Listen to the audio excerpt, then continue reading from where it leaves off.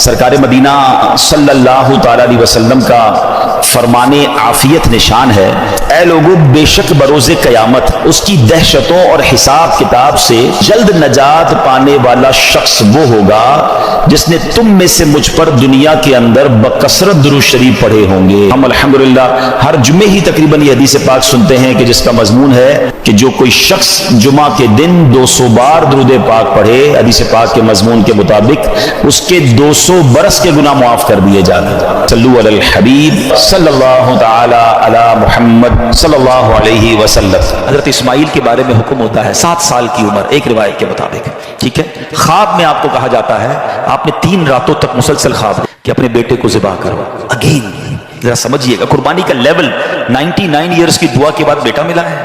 پہلے حکم ہوا صحرا میں چھوڑ کے آ جاؤ، آپ چھوڑ کے آ گئے، کتنا بڑا امتحان تھا۔ اب اس سے بڑا امتحان کہ اب اس کو ذبح کر دو۔ اچھا اب یہ بھی جنہیں آج آپ کو بہت خوبصورت بات سننے کو ملے گی کہ آپ کو جب 8 ذوالحجہ کی آپ نے خواب دیکھا نا تو آپ کنفیوز رہے کہ شیطان کی طرف سے یا اللہ کی طرف سے خواب ہے۔ تو یہ جو سوچ بچار ہے نا، سوچ بچار کو کہتے ہیں ترویہ۔ تو جو 8 ذوالحجہ کا دن ہے اس کو یوم الترویہ کہا جاتا ہے۔ اس کی وجہ یہ ہے ایک بار پھر خواب آیا تو آپ نے یقین کر لیا کہ یہ اللہ کی طرف سے حکم ہے، تو اس لیے 9 ذوالحجہ کو کیا کہا جاتا ہے؟ یوم عرفہ۔ عرفات کہتے ہیں پہچان کا دن۔ آپ کو یقین ہو گیا کہ یہ خواب اللہ کی طرف سے ہے، اور 10 ذوالحجہ کو آپ ذبح کرنے کو چلے تو یوم النحر کہا جاتا ہے، ذبح کا دن۔ یہ ایکچولی یوم ترویہ، یوم عرفہ اور یوم النحر یہ حضرت ابراہیم کی کیفیات تھی۔ اچھا اب آپ نے کمال یہ کیا کہ جب آپ کو یقین ہو گیا نا، آپ نے اپنے بیٹے سے بھی پوچھ لیا کہ بیٹا مجھے اس طرح خواب آیا ہے، تم کیا کہتے ہو؟ 7 سال کا بیٹا ہے، ایک روایت کے مطابق ان کی 10 سال عمر ہے۔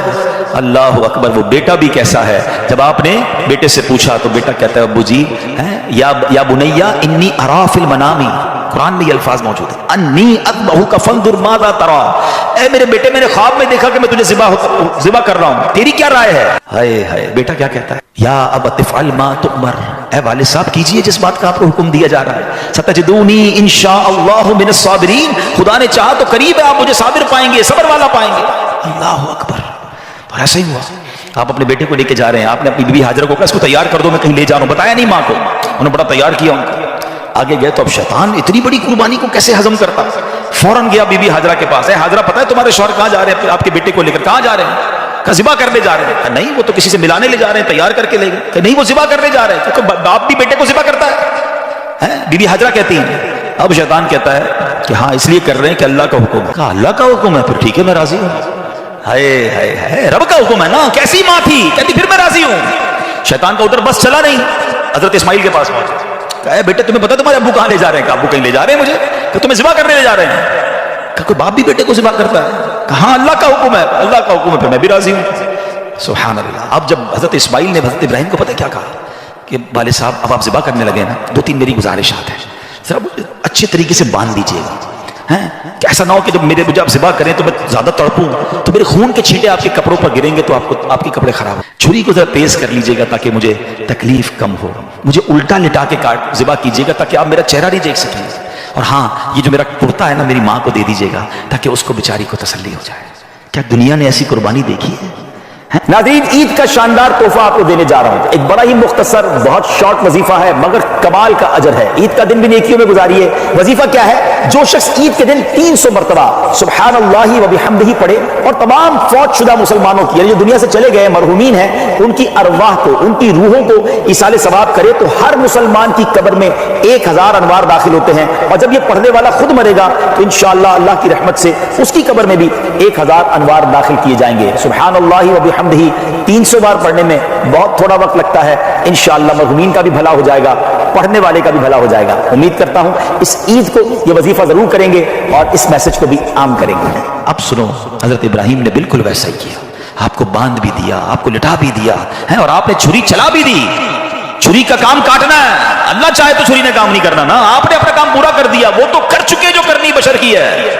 مگر پھر کیا ہوا؟ سبحان اللہ، یہ امتحان ختم ہوا اور اب آسمان سے آواز آئی، حضرت ابراہیم بالکل اوپر بیٹھے ہیں اور چھری چلا رہے ہیں تو اوپر سے آواز آئی سبحان اللہ، اللہ اکبر اللہ اکبر۔